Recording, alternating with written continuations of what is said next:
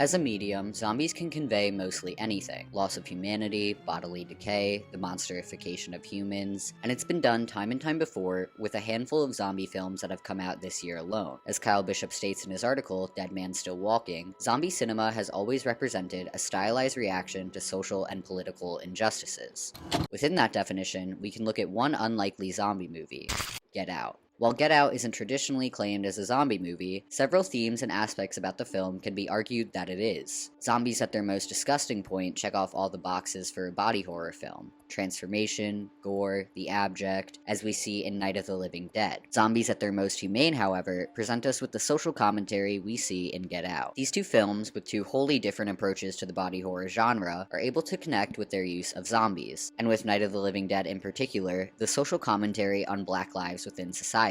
The ending sequence of Night of the Living Dead shows how Ben was treated as just another lifeless corpse like the zombies in the pyre with him, much like that of Chris, seen to Rose and the family as nothing more than a body to bring into the hive mind. For the sake of clarity, the definition of zombie being used in this video is the philosophical one, a being that responds to stimulus as a person would, but that does not experience consciousness. While the victims of the Armitages are conscious in their bodies when in the sunken place, the intersectionality between identity and conscious thought are the key point here. Conscious experience, cultural influences, and personal reflections contribute to the formation of one's identity. So while all of the victims are conscious of their bodies moving and can bear witness to what their invaders are doing within their mind, their ability to be a conscious being and identify it on their own are no longer present. Take Andre, for example. He's moving, talking to people at the party, responding to their conversation, but he's not himself. Any conscious thought that he had is no longer coming to the surface. It's trapped inside his own mind by the invader. Zombies as a motif represent the loss of humanity and autonomy, and while not transmittable by bite in Get Out, the theme of viral loss of autonomy and identity is present throughout the film. Stated in The Undead, A Haunted Whiteness, the author poses this about common undead media: communities murdered by colonialism can linger on half alive, and like in the film, the Armitage family uses the Order of the Coagula program to transplant the consciousness of family and friends into unwilling black people, essentially damning their victims to linger on half alive within the bodies of their colonizers. Through this transplant, they take total control of the body, while the individual is in the sunken place, thus losing their autonomy. In traditional zombie media, like George Romero's Night of the Living Dead, victims of the undead lose control of their own bodies, seemingly grouped into a hive mind of destruction. While the victims of the Armitages aren't undead, they do lose everything that made them human, now just a shell of flesh in which they're imprisoned. In other words, they become a zombie. The zombies in Night of the Living Dead are reanimated corpses roaming the earth without control over their own bodies. Similarly, in Get Out, the victims of the Armitages are all roaming the earth without control over their bodies. The zombies in Get Out are used as a social critique, representing the horrors of forced assimilation in a white supremacist world. The loss of identity that Andre and the housekeepers experience is similar to the loss of identity we see in Night of the Living Dead: Johnny's body becoming an unwilling host for another hostile entity to take place. In both films, the non-consensual loss of self is a through point, and aside from the gore, is a major factor in the body horror of both films. Within the body horror genre, zombies can be used to showcase a multitude of different criticisms and themes. Most often, zombie movies serve as allegories for societal issues, with the mindless masses representing conformity or the loss of individual thought. While traditional zombie films like Night of the Living Dead show this horror through bloody reanimation, Get Out expands the genre to showcase this fear through psychological transformation rather than physical. The loss of identity, central to both horrors within these films, allows for a more social commentary to take place. These zombies are not just undead corpses, but are a symbol of what white supremacy and colonialism does to its victims. Whether it's Ben, who's seen as merely another body among the monsters, or the victims of the Armitages, who are seen as nothing more than flesh and muscle, the employment of zombie motifs within body horror films encapsulate what we as humans find the most horrifying: